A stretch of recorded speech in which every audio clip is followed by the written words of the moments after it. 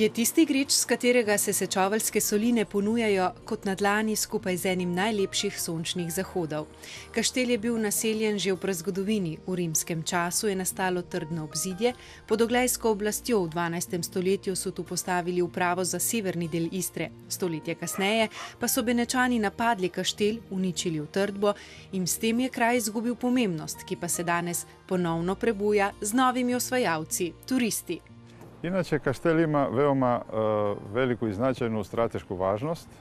S ove su se pozicije kontrolirali tokovi roba, znači putevi roba, trgovina bilo morskim putem, bilo kopnenim putem, a isto tako putevi od obale prema unutrašnjosti Istre.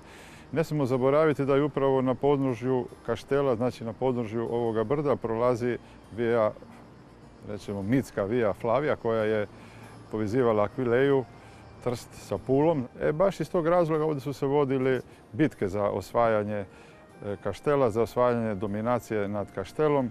Nekdaj bitka za prevlado, danes užitje in uživanje, ker so imeli v mislih že Rimljani, ki so kaštel poimenovali Castel Venere, svetišče boginje lepote in ljubezni Venere. Kaštel ali tudi Castel Venere je grič, ki je danes v celoti spomeniško zaščiten.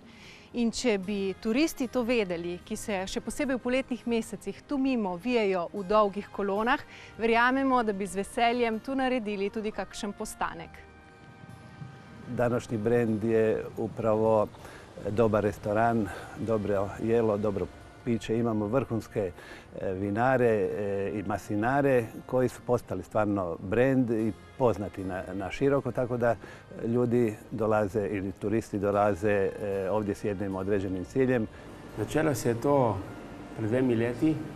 Glede na to, da nam je umetnost zelo blizu, je potem tudi kulturna dediščina, zgodovina, vse nekako povezano in prepleteno. In k temu spada seveda tudi vino in kulinarika. Vse je domače, vse sveže, vse jadransko, tu ni nobenega uvoza. Terasa pa govori sama.